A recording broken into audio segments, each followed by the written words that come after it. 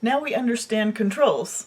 We know there's general controls that apply to across the system, and we know there are application controls that govern the input, processing, and output of specific transactions. So as an auditor, now that you know what kind of controls are going on, you will assess your client's controls, right? You need to understand them. So in order to do this, you have to identify specific types of misstatement, points where it could occur, what control procedures prevent that from occurring, and look for them, see if they work. See if they would work. Then you test them, right? So the idea is what's out there and is what the client done, would that work? So kind of throwing out a few ideas out there.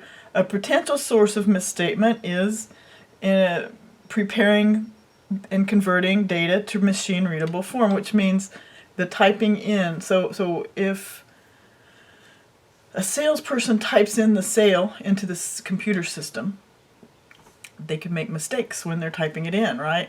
Especially if they do things like type in a price or amounts or anything like that. Fingers can get on the wrong keys.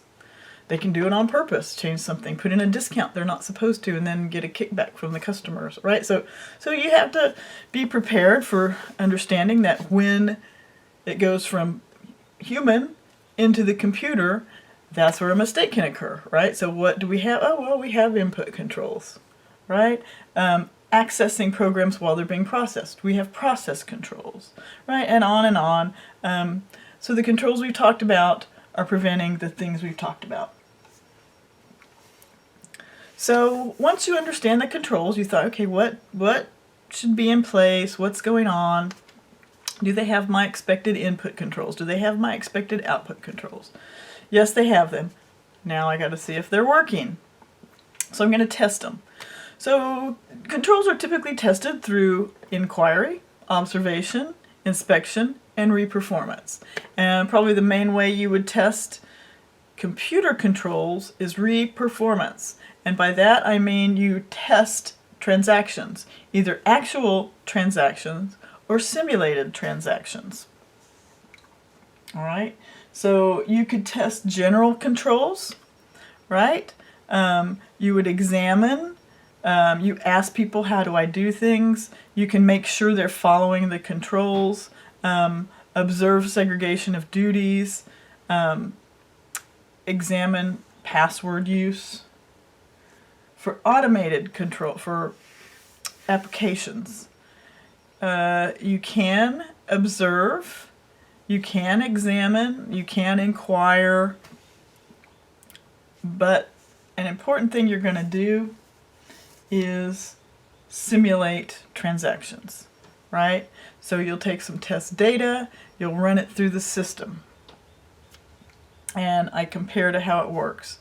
Now the nice thing about having some test data that you run through is you only have to do it once. If it works every time, right? It's a computer. If it works, it works.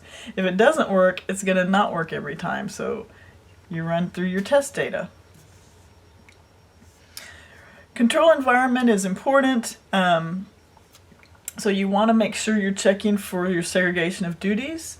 Physical security, I mean, is the computer operators locked up behind closed doors? I mean, you don't want anybody to be able to access those servers, right? Is the documentation there? Do they test their systems? Do people know what they're doing?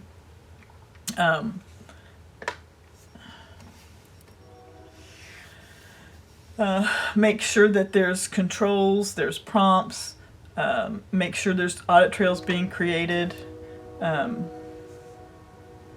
Understand, as an auditor, there can be computer abuse and fraud. Are there controls for stopping that?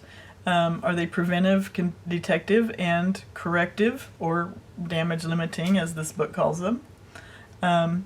So making sure all the controls you expect are in place and you test them. And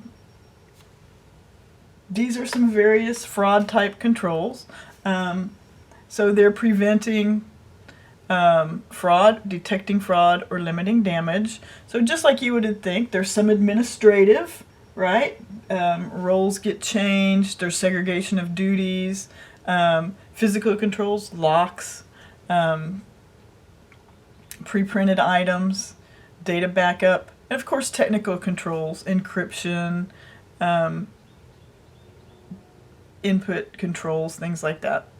So all kinds of computer controls out there, just like any other set of controls that we've learned about. You understand them, you consider whether they would work, and if you think, because if you don't feel like they would work, there's no point in testing them, right? So you understand them, you consider whether you think they would be effective, and if you think they'll be effective, then you test them, typically through observation, reperformance, use of test data. Thanks for watching all these videos.